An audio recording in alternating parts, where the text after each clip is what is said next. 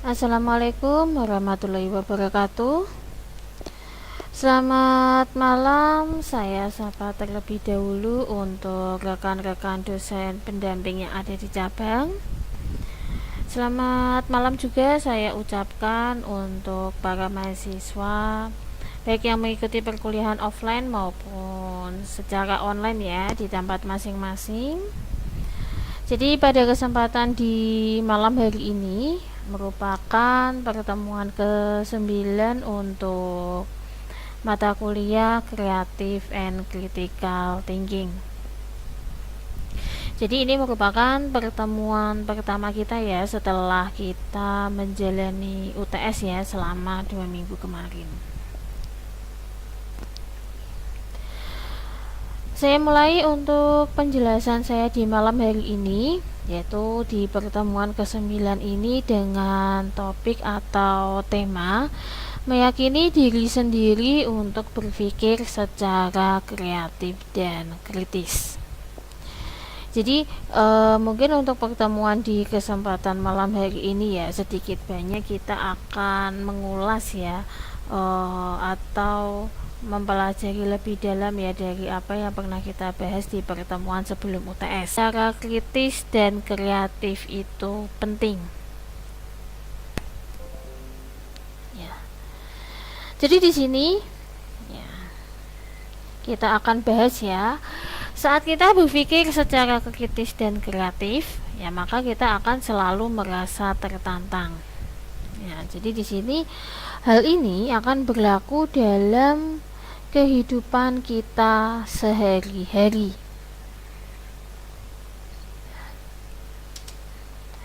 Nah, di sini ya, contohnya ya, berpikir kritis dan kreatif ini apabila kita menemukan hal yang sebenarnya belum berfungsi secara normal, maka dengan berpikir secara kritis dan kreatif, kita dapat mengidentifikasi solusi baru yang lebih baik.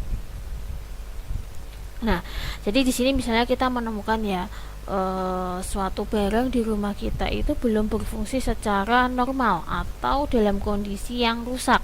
Ya, maka kita akan berpikir secara kritis dan kreatif bagaimana memperbaiki barang yang rusak tersebut.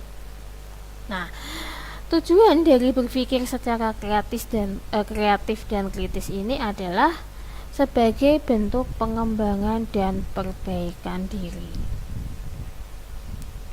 Nah, contoh pengembangan dan perbaikan diri itu seperti apa? Jadi di sini contohnya adalah kita akan terbiasa untuk berpikir secara inovatif ya. Kita akan mengembangkan ide-ide baru. Kita akan merasa tertantang untuk menemukan solusi dari setiap permasalahan yang kita hadapi.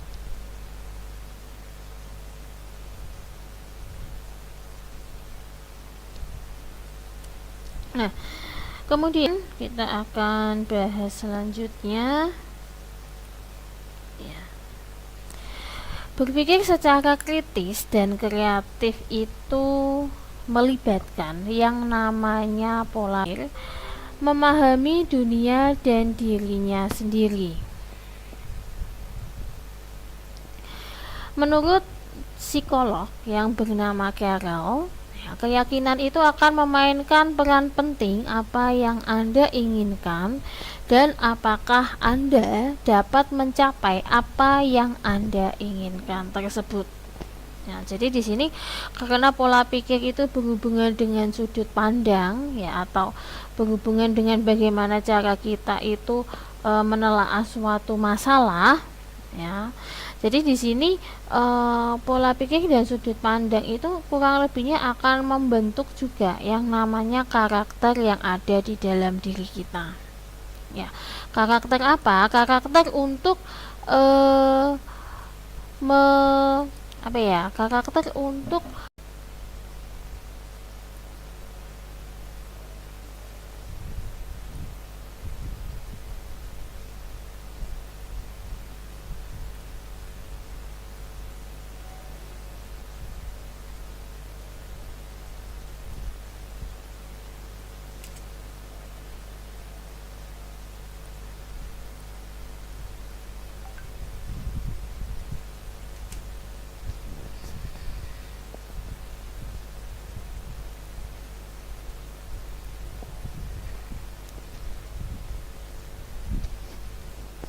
Oke, saya lanjutkan ya.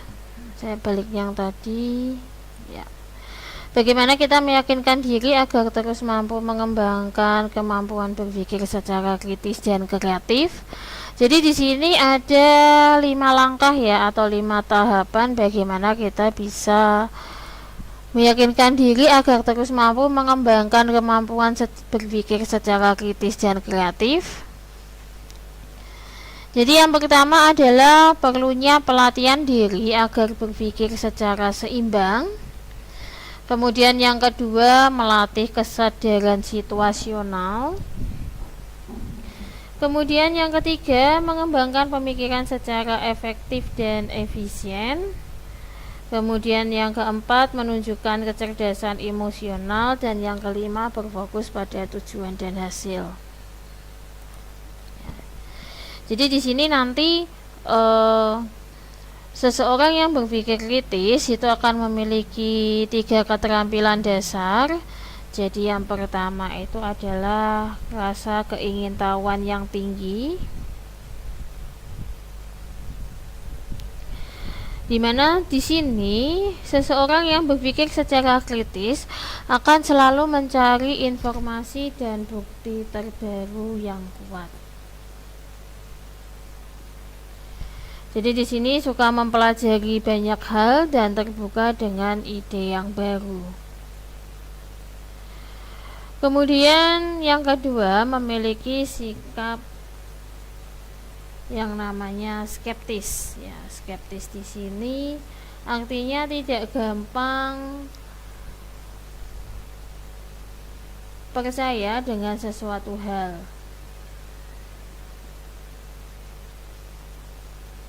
Nah, jadi di sini seseorang yang berpikir secara kritis ya akan selalu mempertanyakan informasi yang baru didapatkan, sehingga tidak gampang percaya dengan perkataan orang lain.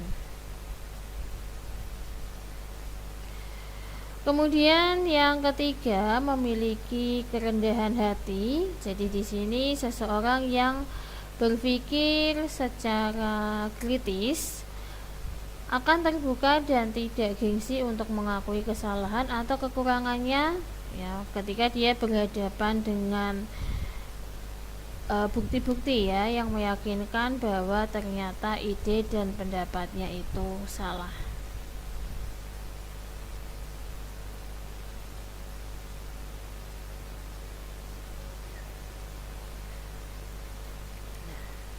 Kemudian di sini tadi kita bahas bahwa yang namanya seseorang yang berpikir secara kritis dan kreatif itu dia akan memiliki yang namanya kepercayaan diri atau self confidence yang tinggi. Jadi di sini ciri-ciri individu yang memiliki rasa percaya diri yang proporsional itu adalah sebagai berikut. Jadi yang pertama adalah rasa percaya terhadap kemampuan diri sehingga tidak mengharapkan pujian, pengakuan, penerimaan, atau rasa hormat. Individu yang memiliki rasa percaya diri cenderung cukup dengan kemampuannya, walaupun orang lain tidak menerima atau mengakui bahkan memujinya. Kemudian yang kedua, tidak terpaku dalam memunculkan sikap beradaptasi agar diterima oleh suatu kelompok atau orang lain. Jadi di sini individu yang mempunyai kepercayaan diri cenderung berbeda dari yang lainnya meskipun ditolak dalam sebuah kelompok. Kemudian yang ketiga,